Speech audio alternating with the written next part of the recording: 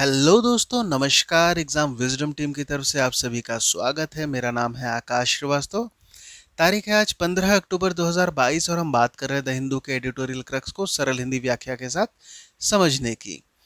आज के सेशन की हम बात करते हैं तो आज 3 एडिटोरियल आर्टिकल को कवर किया जाएगा। आज का जो पहला आर्टिकल है वो रहेगा no time for placebo. Placebo के लिए समय नहीं। इस आर्टिकल में प्लेसिबो का भी क्या मतलब होता है हम अभी आगे समझेंगे। स्मैश हिट दूसरा आर्टिकल रहेगा, जोर से टक्कर।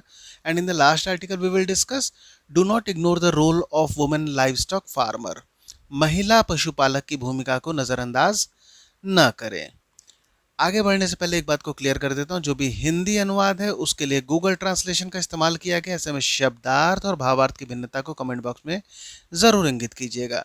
चैनल को अभी तक सब्सक्राइब नहीं किया हो तो इसको सब्सक्राइब कर ले ताकि रेगुलर अपडेट आप तक आता रहे। और हाँ, इसका फ्री पीडीएफ आपको हमारे टेलीग्राम ग्रुप में मिल जाएगा, लिंक डिस्क्रिप्शन में दिया हुआ है। शुरू करते हैं आज के सेशन को। आज का जो पहला आर्टिकल है वो है no time for placebo. Placebo के लिए समय नहीं।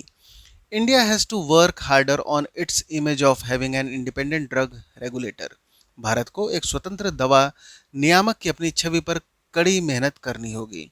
आर्टिकल को आगे समझने से पहले प्लेसिबो शब्द का क्या मतलब होता है इसको समझ लेते हैं। देखिए, साइकोलॉजी में एक टर्म होता है जिसको प्लेसिबो इफेक्ट कहते हैं। बहुत ही संक्षेप में अगर समझते हैं तो बचपन में हम सभी ने अनुभव किया होगा।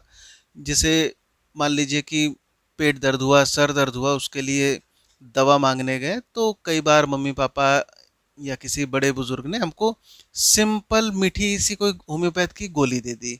उसमें कोई भी दवा नहीं मिली थी, पर हमें ऐसा लगा कि हमने दवा खा लिया है। जो भी हमको तकलीफ हो रही थी उसके ही लिए ये दवा दी गई है। और ऐसे में एक साइकोलॉजिकल इफेक्ट होता है जिससे हमको लगता है कि हाँ, जो भी मर्ज था उसकी दवा हमको मिल गई है और अब वो चीज़ें हमको ठीक होती हुई भी कई बार लगती हैं। तो देखिए, इसको ही कहते हैं प्लेसिबो इफेक्ट। और प्लेसिबो की जब बात करते हैं तो प्लेसिबो में बेसिकली होता क्या है कि जब हम किसी सब्सटेंस की बात करते हैं तो उसमें जो सब्सटेंस की क्वालिटी काफ़ी इंफीरियर अगर हो जाती है, ओरिजिनल सब्सटेंस के ही छलावे में इंफीरियर क्वालिटी के सब्सटेंस को अगर प्रोवाइड कर दिया जाए, जिसकी एक्सपायरी डेट हो चुकी हो, ऐसे सब्सटेंस को दे दिया जाए अथवा मिलावटी तत्व को उसमें डालकर दे दिया जाए, तो ये चीज़ प्लेसिबो कहलाता है। तो यहाँ पर बात हो रही है जिस तरीके से अभी central drug standard control organisation CDSCO, इसने जो Haryana based Maiden pharmaceutical limited है इसको बार कर दिया है कि अभी कोई भी ये दवा का निर्माण नहीं करेगी। मामला आता है, चूंकि मामला तूल पकड़ लिया है, अभी WHO द्वारा भी इस मामला का उल्लेख कर दिया गया है, जहां पर गाम्बिया में इसी फार्मास्यूटिकल द्वारा जो निर्मित खांसी की दवा होती है उसका सेवन करने से 66 बच्चों की मृत्यु हो जाती है। और WHO का कहना है कि ये जो मृत्यु होती है उसका सीधा लिंकेज होता है कि बच्चों ने मेडन फार्मास्यूटिकल लिमिटेड द्वारा निर्मित जो खांसी की दवा थी उसका सेवन किया था। और बेसिकली जब जांच होती है तब ये पाया जाता है कि उनके सैंपल में डाई एथिलीन ग्लाइकोल DEG और इथिलीन ग्लाइकोल इसके तत्व मिलते हैं। अब आगे इस बात पर जोर दिया जा रहा है जिस तरीके से भारत में जो नियामक संस्थाएं हैं, अगर हम सज़ा की बात करते हैं तो 10 साल तक की सज़ा, 10 लाख तक का जुर्माना तय किया जाता है, पर व्यवहारिक में इनका निष्पादन उतना मजबूत नहीं दिखता है। अब चूंकि दुनिया भर की अगर वैश्विक स्तर की बात करें तो भारत जो फार्मास्यूटिकल इंडस्ट्री में काफ़ी महत्वपूर्ण भूमिका रखता है, विशेष तौर पर जब हम बात करते हैं सस्ती दवाओं का। और जब अफ्रीका जैसे देशों पर जब दवाओं की उपलब्धता की बात होती है तब वहाँ पर भारत का रोल काफ़ी ज़्यादा इम्पॉर्टेंट हो जाता है। और ऐसे में चूंकि मामला काफ़ी हाईलाइटेड हो चुका है, दुनिया भर से सबकी नज़रें टिकी होंगी कि भारत की जो नियामक संस्थाएं हैं वो किस तरीके से कदम उठाती हैं जो भी ये गड़बड़ी हुई है इसके विरुद्ध में।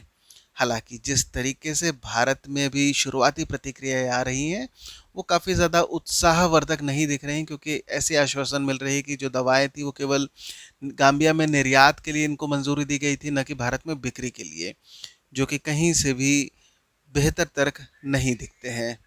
अब दुनिया भर की बात करते हैं तो फार्मास्यूटिकल के वैश्विक बाजार में चूंकि देखा जा रहा है कि भारत की भूमिका, भारत का महत्व लगातार बढ़ता जा रहा है, और ऐसे में चाहे वो वैक्सीन की बात हो, ड्रग्स की बात हो, तो जो मूल्य श्रृंखला होती है, वैल्यू चेन होती है, वहाँ पर भारत को बहुत ज़्यादा काम करने की ज़रूरत है कि भारत की जो एक इमेज है इम्पार्शियल और इंडिपेंडेंट रेगुलेटर की, जो निष्पक्ष और स्वतंत्र नियामक की अपनी जो छवि होती है, उस पर काफ़ी ज़्यादा मेहनत करने की ज़रूरत है, जिससे कि जो चाहे वो अंतर्राष्ट्रीय स्तर की बात करें या घरेलू स्तर की बात करें, सभी का भरोसा भारत निर्मित जो दवाएं हैं उन पर और ज़्यादा मजबूत हो सके। अगले आर्टिकल में बात हो रही है स्मैश हिट तैयारी में। बेसिकली ये देखिए यहाँ पर गलत ये लिख गया है, स्मैश हिट इसका मतलब होता है जोरदार टक्कर, जोरदार टक्कर। NASA's DART give hope that science can ward off extraterritorial threats. NASA के डार्ट ने उम्मीद जताई कि विज्ञान अलौकिक खतरों को दूर कर सकता है। आर्टिकल में बात हो रही है नासा के डार्ट मिशन की, जो कि एक स्मॉल स्पेस क्राफ्ट है। डार्ट डार्ट का फुल फॉर्म होता है डबल एस्टेरॉयड रीडायरेक्शन टेस्ट।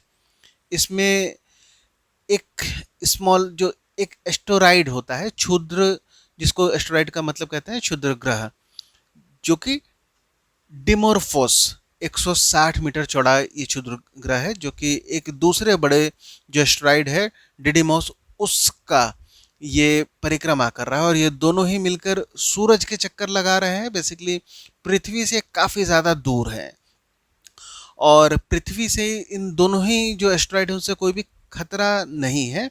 फिर भी जो डार्ट मिशन है ये देखने के लिए एक परीक्षण था कि क्या यह तकनीक, जिससे कि जो एस्टेरॉयड हैं उनको, जो उनका जो पाथ होता है, जो परिक्रमा करने का जो पाथ होता है, उनको अगर टक्कर देके क्या उनके पाथ को बदला जा सकता है, जिससे कि भविष्य में मान लीजिए कोई ऐसा एस्टेरॉयड है जो पृथ्वी की तरफ आ रहा है, तो पृथ्वी के टकराने से पहले उसके पाथ को चेंज कर दिया जाए और टक्कर से पृथ्वी को बचाया जा सके। और अब डार्ट मिशन की बात कर रहे हैं, तो जिस तरीके से डिमॉर्फस जो डिडिमोस के अराउंड जो ऑर्बिट लगा रहा था, पहले वो 11 घंटे 55 मिनट में अपनी परिक्रमा को पूरी कर रहा था। अब जब जो एयरक्राफ्ट डार्ट है उससे जब टक्कर होने के बाद इसका पाथ चेंज हो जाता है, और अब ये जो पूरा जो अपनी परिक्रमा कर रहा है उसमें 32 मिनट का अंतर आ जा रहा है, और अब ये मात्र 11 घंटे 23 मिनट में ही अपनी परिक्रमा को ये पूरी कर ले रहा है।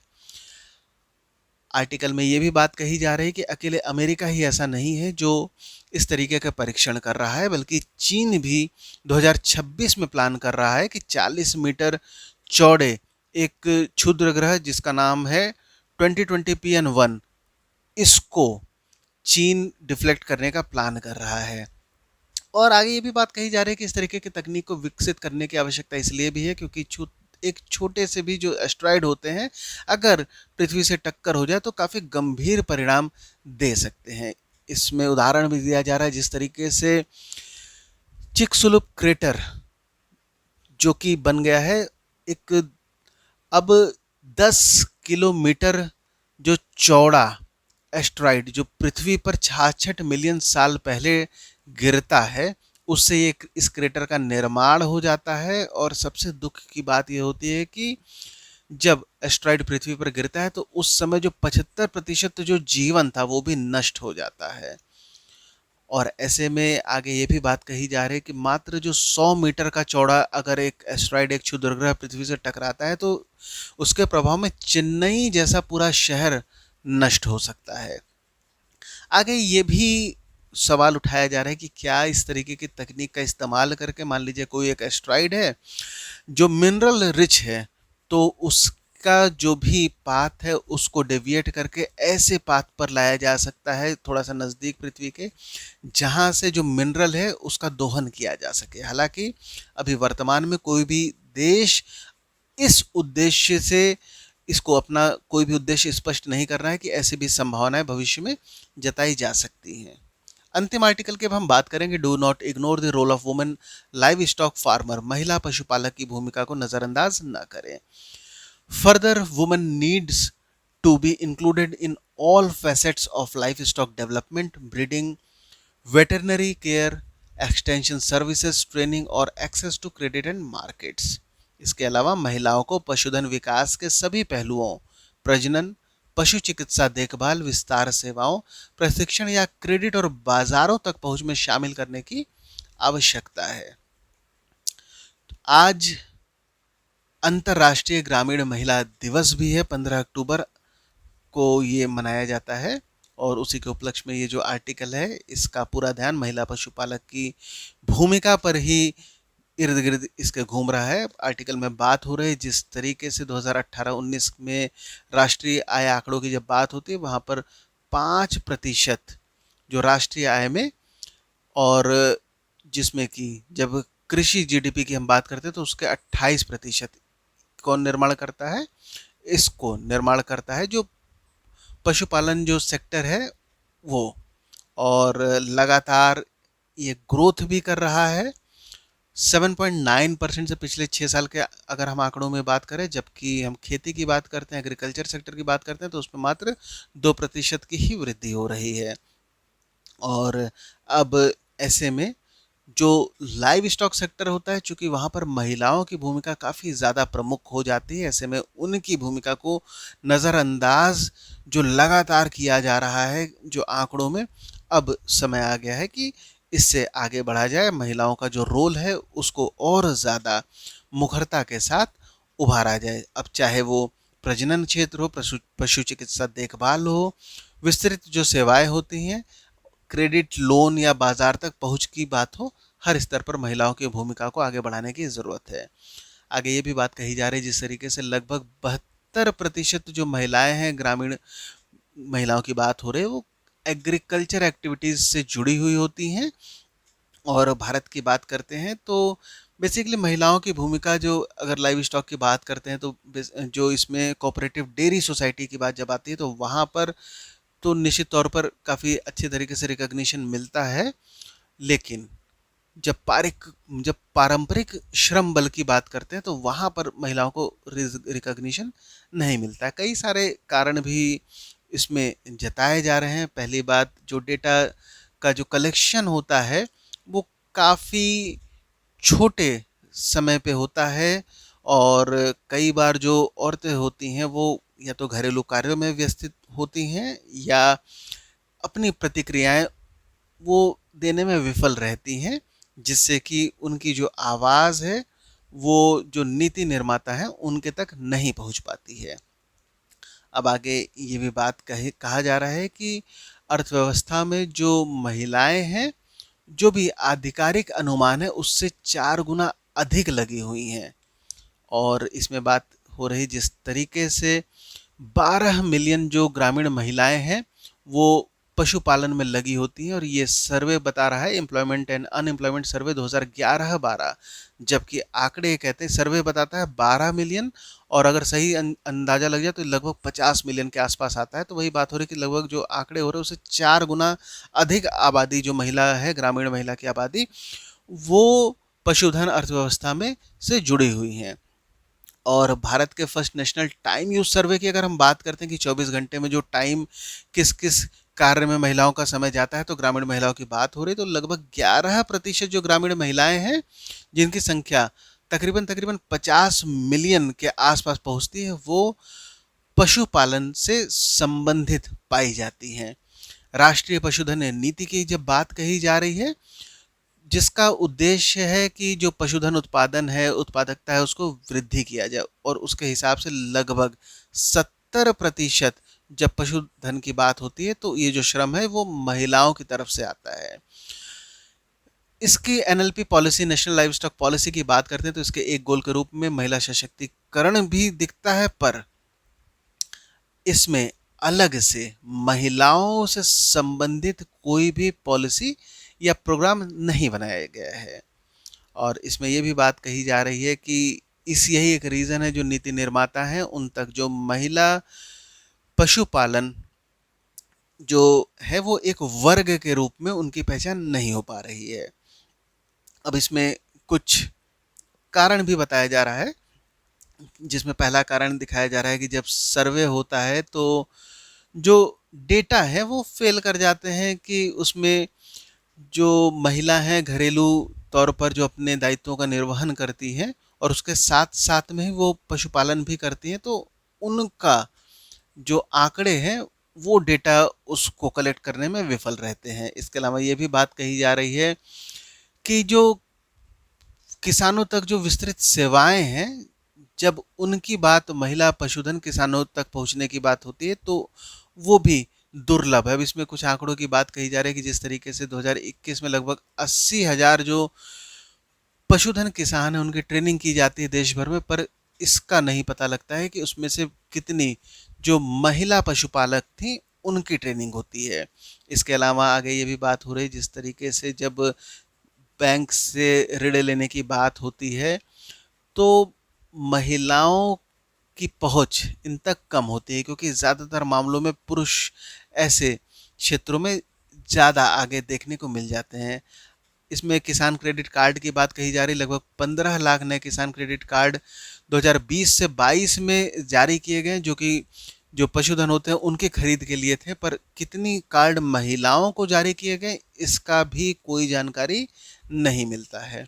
इसके अलावा जब तकनीकी ज्ञान की बात आती है, चाहे वो प्रजनन की बात हो या पशु चिकित्सा देखभाल की बात हो, तो महिलाओं के बीच में इस ज्ञान का अभाव देखने को मिलता है। और अब ये भी बात हो रही कि चाहे जो दूसरे पहलू होते हैं जैसे कि डेयरी बोर्ड की संरचना हो जाए, कार्यों की बात हो जाए, तो इसके भी ज्ञान जो होता है महिलाओं में इसके प्रति अभाव देखने को मिलता है। और इसके अलावा जो चाहे वो जब भूमिहीन या गरीब किसान, अनुसूचित जाति ऐसे परिवारों की जब महिलाएं आती हैं तो उनकी आवाज़ और भी ज़्यादा नगण्य हो जाती है। और महिलाओं को पशुधन क्षेत्र के जब डिसीजन मेकिंग और डेवलपमेंट की बात होती है तो उनको शामिल करना चाहिए। जिस तरीके से ग्रामीण महिला, जो अंतर्राष्ट्रीय ग्रामीण महिला दिवस है, तो उसमें ये जो गलती है, जिस तरीके से महिला पशु धन जो किसान एक वर्ग के रूप में नहीं उभर पा रहा है, नीति निर्माता के तक उनकी आवाज़ नहीं पहुंच पा रही, इस गलती को सुधारने की अब ज़रूरत आ गई, जिससे कि महिला पशुधन जो किसान हैं वो भी एक वर्ग के रूप में आगे बढ़े और इनकी पहचान में और भी जितने भी जो पॉलिसीज़ बनते हैं वो इनके लिए और ज़्यादा डेडिकेटली बन सकें। आज के हिंदू के आर्टिकल में इतना ही। अंत तक बने रहने के लिए धन्यवाद।